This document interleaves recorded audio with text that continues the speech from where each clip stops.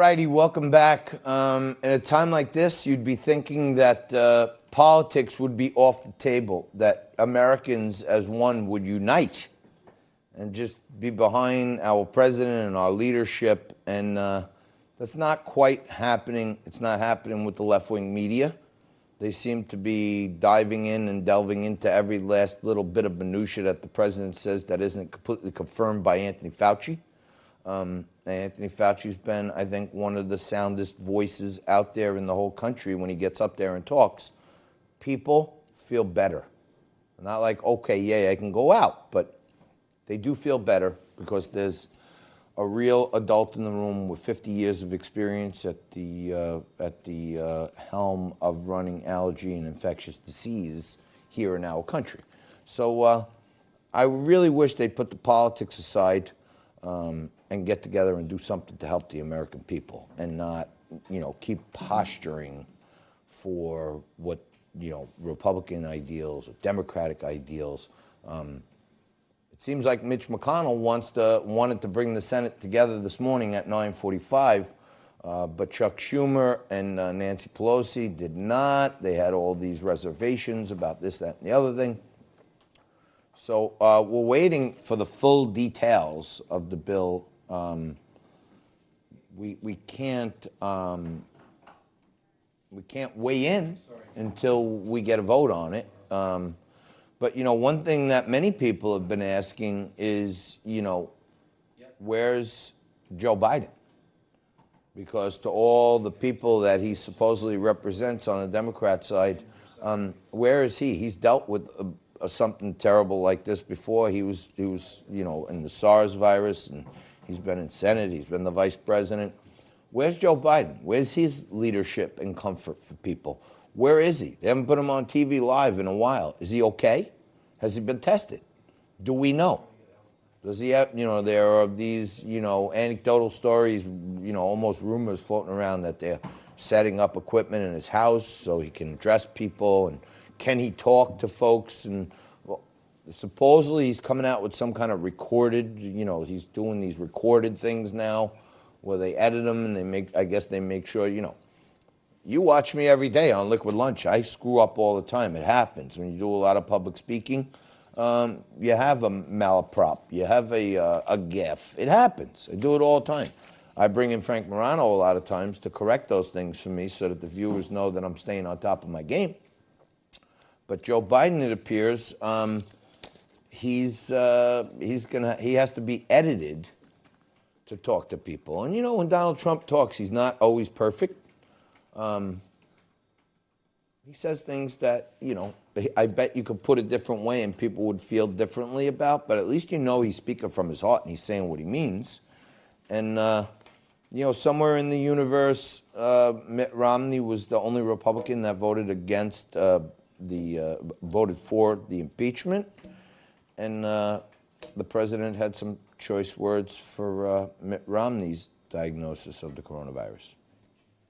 But also, it's been a long time. On top of Senator Paul, now 4 senators are in isolation, and the rules say that in order to vote, they have to be there. Who are they? Romney, Senator Lee, Senator Gardner, Senator Rick Scott. Senator Rick Scott. Also, 2 of them were in contact I guess Rick is coming out. With the critical stimulus package vote expected. Romney's in isolation? Yes. Gee, that's too bad. Go ahead. Detect sarcasm there? No, sir? none whatsoever. I don't know. I kind of myself felt a little tongue-in-cheek, but I don't know. If somebody that you knew came before you and asked to be part of your administration, and then just a couple of years later was the only person in your party to vote against you, I can understand there being, a little bit of animus in there. But we're not wishing the coronavirus on anyone. We're wishing for people to do what the government is asking. Stay home, socially distance, wash your hands, okay? And not get into the name game. And, social media is lighting up now. People are fighting about whether Trump did the right thing, not the right thing. Let me whip you through a little timeline for everybody out there who's trying to be a good American citizen and defend their president. Let me give you a little timeline, okay? On January 11th of this year, China publicly reported the first death from the coronavirus. On January 11th, that's the first time they admitted someone had died from it, okay?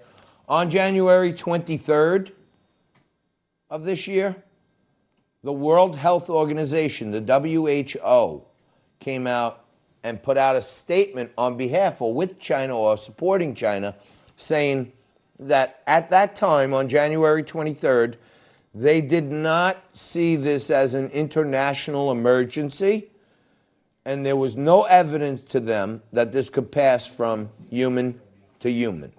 Okay, that's the WHO on January 23rd. 6 days later, January 29th, Donald Trump, President of the United States, institutes the formation of the Coronavirus Task Force. So we hear about the first death on January 11th.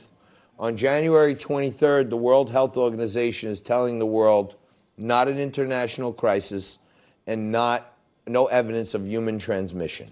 And then 6 days later, the president still starts to take all kinds of action, banning people from flying in from Asia, then later on from Europe. If he didn't act so quick, we might be in a lot worse shape, okay? So joining me right now, noted Republican strategist, former spokesperson for the California GOP, and contributor to The Hill, Jen Kearns, my good friend, joins us. Hey, Jen, how are you? Hi, John. How are you guys? Jen, I don't know if you heard, but I was just outlining how, we heard about the first case publicly on January 11th from China. On January 23rd, the World Health Organization said that they didn't think it was an international emergency, and they didn't see any evidence of human transmission. And still, 6 days later, Donald Trump starts the Coronavirus Task Force. So why are they now saying that he was too late, too slow?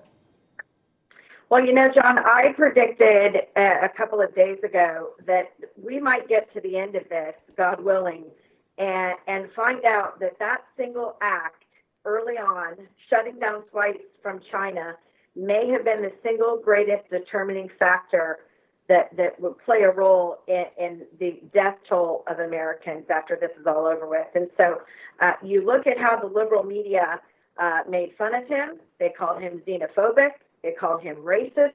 And it turns out that single act was probably one of the greatest determining factors, even above and beyond containment, even above washing your hands, even above, sheltering in place and all these lockdowns you're seeing across the country.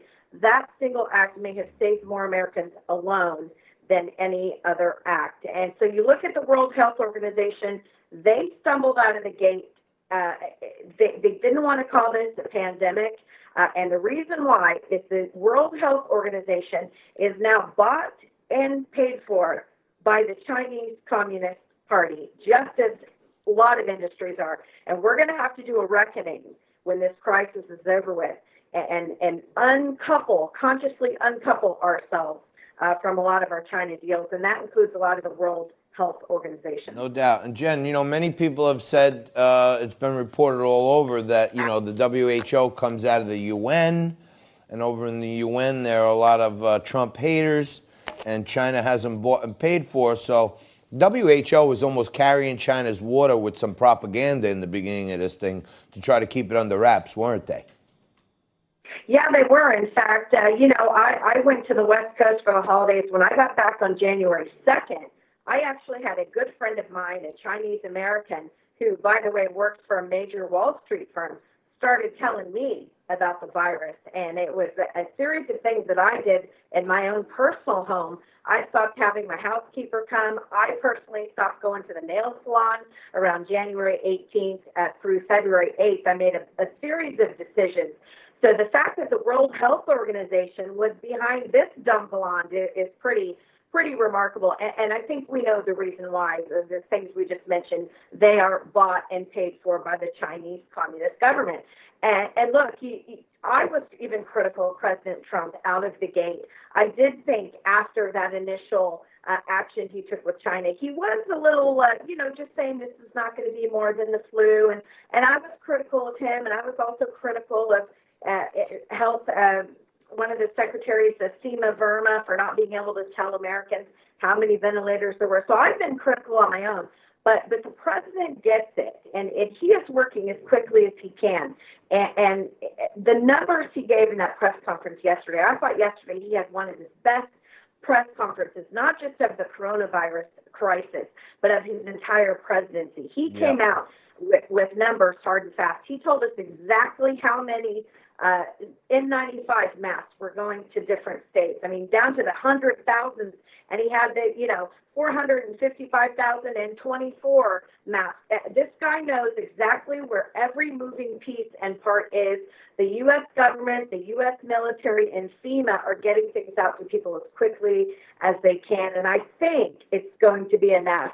And American companies also stepping up for that. Let's hope. Let us hope. Somewhere in there, you said this dumb blonde was ahead of the WHO. I think everybody who watches Liquid Lunch knows you're no dumb blonde. You're one of the sharpest strategists out there that I know. And when this is all done, I'm going to personally take you to get your nails done again, okay? Sounds good. We'll have some liquid lunches of our own. Without question.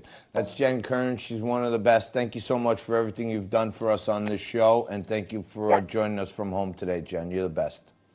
You bet. We're going to take a quick break. We're going to come back with more Liquid Lunch for you right after this.